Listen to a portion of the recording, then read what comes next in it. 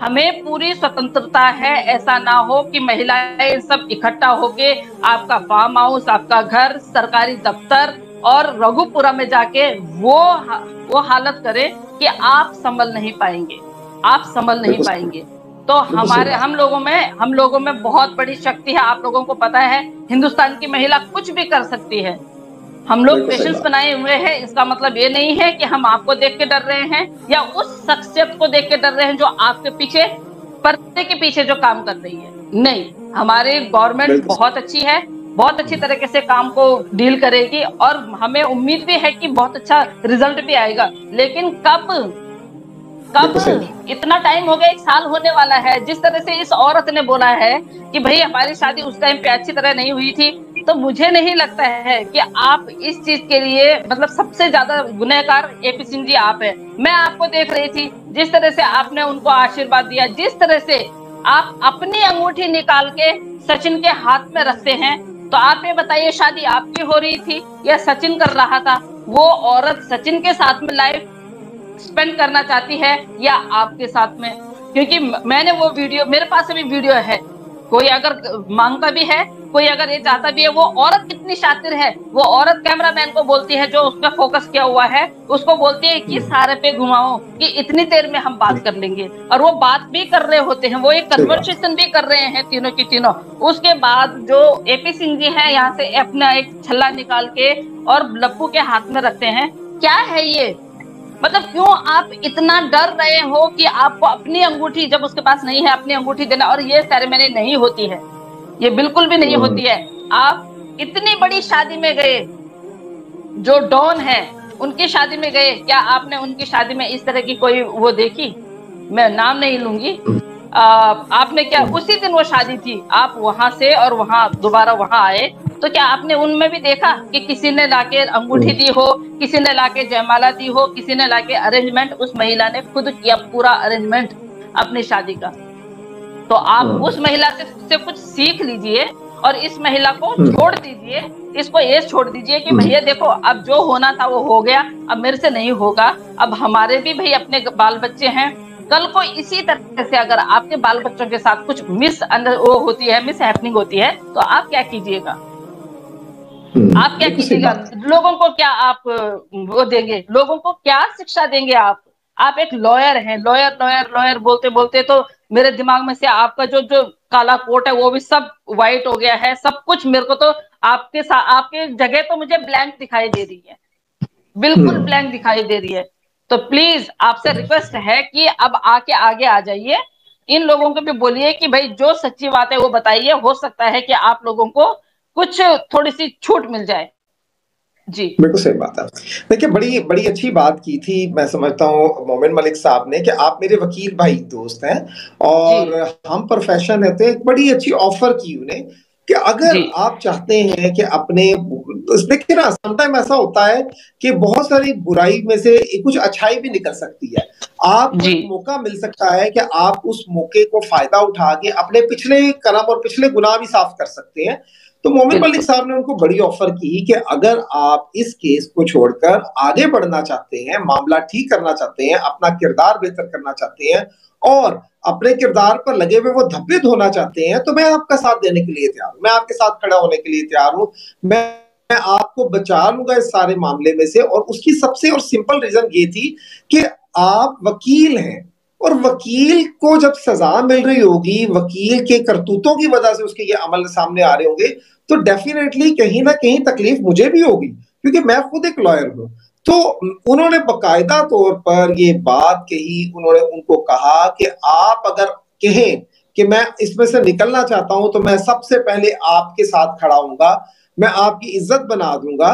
देखिए कितनी बड़ी बात है, क्योंकि उनकी उनकी एक बात बड़ी अच्छी लगी। उन्होंने कहा मेरी जाती लड़ाई तो एपी सिंह से है नहीं, मेरी जाती लड़ाई सीमा से भी नहीं है, मैं हूं कानून का मानने वाला, कानून को समझने वाला। अब अगर कोई कानून के खिलाफ चलेगा तो काम तो मुझे करना पड़ेगा। अगर कोई मुझे हायर करेगा तो डेफिनेटली मेरा काम है काम करना, कानून को समझता हूं, कानून पे इम्प्लीमेंट करवाना है। लेकिन यहां पर कोई इस तरह का मैटर है, इस तरह का मामला है जो नजर नहीं आ रहा लेकिन सब कुछ है वही। राज महाराजा हमारे पास है। देखिए राज, मैं आपको पहले भी काफी बार बात कर चुका हूं। आपने आपने उसको बड़ा सर पे चढ़ा लिया। आप समझते हो कोई गुंडी रन है। मैं आपको एक बताऊं, ऐसी औरत जो होती है ना, जब वो गलत औरत होती है ना, वो ज्यादा खतरनाक होती है। उसको पता होता है कि मैंने सबको जो है ना वो गलत रास्ते पे लगा दिया हुआ है और मैं अपना मकसद पूरा कर रही हूँ। वो उस चक्कर की वजह से वो इतनी खतरनाक हो जाती है, कल को वो आप लोगों के लिए, आपके मुल्क के लिए बहुत ज्यादा खतरनाक हो जाएगी। वो इस हद तक खतरनाक हो जाएगी कि आपको कंट्रोल करना मुश्किल हो जाएगा। तो ये चीज 8 महीने अगर इसको हो गए हैं ना, तो 8 महीने ये भारत के चेहरे पर एक बदनुमा दाग है। आप शायद इस चीज को समझते नहीं। आप सिर्फ वो हिंदू हो गई है तो वो जी बस अब उसका सब कुछ माफ हो गया है, ऐसा नहीं होता। कानून मजहब बदल लेने से तो नहीं ना बदल जाता।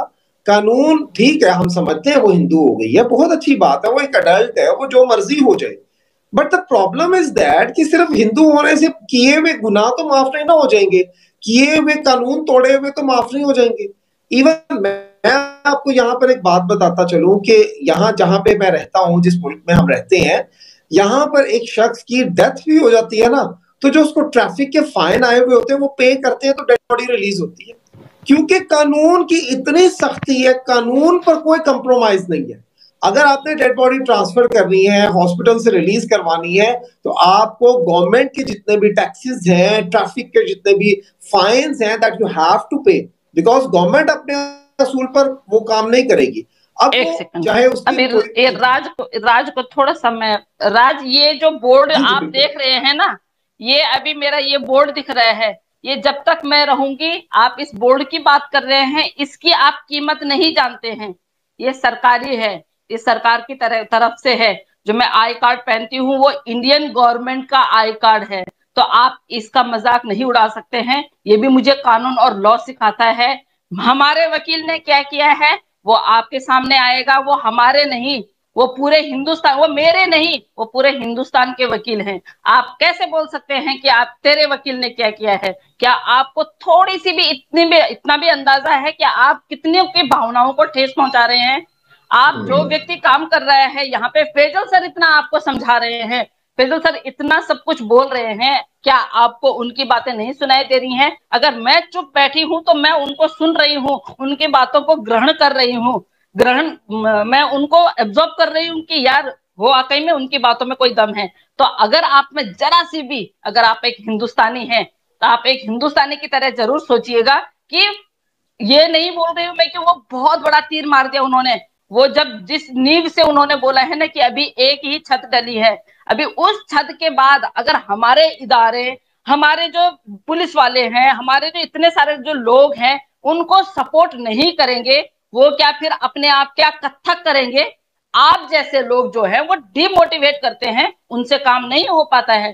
तो क्यों आप लोग ऐसी उस चर्चा में शामिल होते हैं जहां पे हम पॉजिटिव बातें करते हैं और आप नेगेटिव बातें लेके आ जाते हैं? आपको अगर काम है तो आप अपना काम कीजिए ना, और लगा के साइड में सुन लीजिए। आप मेरी बात करते हैं, मैं तब तक चीखती और चिल्लाती रहूंगी जब तक मोमिन सर को एफआईआर की कॉपी नहीं मिल जाती है। हम तब तक चीखते चिल्लाते रहेंगे जब तक मोमिन सर उन बच्चों को एक पिता के पास नहीं छोड़ देते हैं। और हम तब तक डिबेट करते रहेंगे जब तक ये केस खत्म नहीं होता है और वो 2 कौड़ी की भगोड़ी बेशरम बेहया औरत यहां से निकल नहीं जाती है। तो आपको जो उखाड़ना है आप उखाड़ सकते हैं, उसमें आपको कोई वो नहीं है। आप हिंदुस्तान के हैं तो आप आजाद हैं। हमारे हिंदुस्तान में सब आजाद हैं अपने अपने लिए बोलना या दूसरे की टांग खींचना। हमारे लोगों की बात ही यही है ना। अभी जैसे मोमिन सर जरा थोड़ा सा स्लो काम हो रहा है ना तो उनकी टांग खींच रहे हैं, लेकिन जब वो धमाके लेके आएंगे ना तब आप ही लोग बोलेंगे अरे हाँ मोमिन मलिक साहब ने। या तो फिर आप लोगों को एपी सिंह जैसा चाहिए, या तो आप लोगों को एपी सिंह जैसा चाहिए। अगर एपी सिंह जैसा चाहिए तो आपको पता होना चाहिए कि वो कागजों में कहीं भी वो वकील नहीं है उनके। वो अपने आप को एडवाइजर बताते हैं, तो एडवाइजर जैसे भी उन्होंने कोई एडवाइस नहीं की। बेगानी शादी में अब्दुल्ला दीवाना, सचिन की और उसकी वेडिंग हो रही है, तो किसी भी तीसरे व्यक्ति को ये कोई हक नहीं दिया जाता है कि आप अपनी अंगूठी निकाल के लड़के को दें और लड़के को बोले कि मेरी अंगूठी तो लड़की को पहना। तो आप लोग कहाँ रहते हो यार? क्या देखते हो आप लोग? आप लोग यहाँ पे आके हम लोगों को सुनते हैं और उस पे ही आप विचार अपने जो आपके जो थिंकिंग है, जो आपके थॉट्स हैं, उनको यहाँ पे आके हमारे ऊपर ठोकते हो आप। तो ये चीज करना बंद कर दीजिए, ये बिल्कुल सही चीज बात है, बिल्कुल बिल्कुल बंद सही। कर दीजिए। आप लोगों से निवेदन है कि थोड़ा सा पेशेंस रखिए। 9 महीने 10 महीने आप लोगों ने पेशेंस रखा है, थोड़ा सा और सही।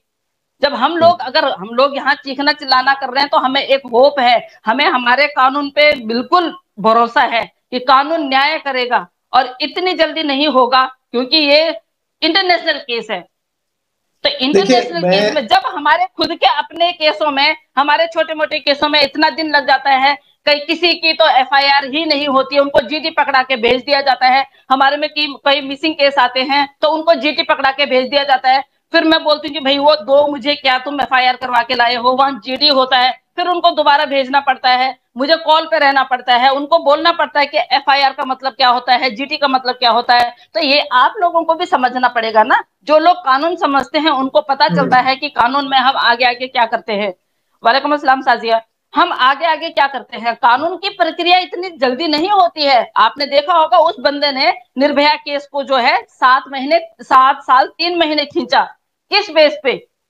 तब जबकि उनको उसी टाइम, एट द टाइम उनको फांसी हो जानी चाहिए थी। लेकिन वो इंसान है जो गलत चीज को प्रमोट करता है। और मोमिन मलिक साहब ये हैं जो गलत चीजें जो उन्होंने बिखेर रखी है ना, उनको समेटने की कोशिश कर रहे हैं। तो प्लीज ट्राई टू अंडरस्टैंड कि हम लोगों की जो भावनाएं हैं ना, वो आहत होती हैं, वो आहत होती हैं जब इस तरह के कमेंट आते हैं। आप लोगों से अनुरोध है कि जो हम यहाँ पे बोलते हैं हम वही बोलते हैं जो आगे से हमारे पास आते हैं। नहीं तो हमारा भी कन्वर्सेशन करने का कोई मतलब नहीं है, कोई महत्व नहीं है। हम भी अपने घर में बैठ जाएं, हम भी अपने घर में अपने बच्चों के बिल्कुल लिए सही। खाना वाना बनाएं, अपने घर वालों को खाना वाना बढ़िया बढ़िया खाना खिलाएं।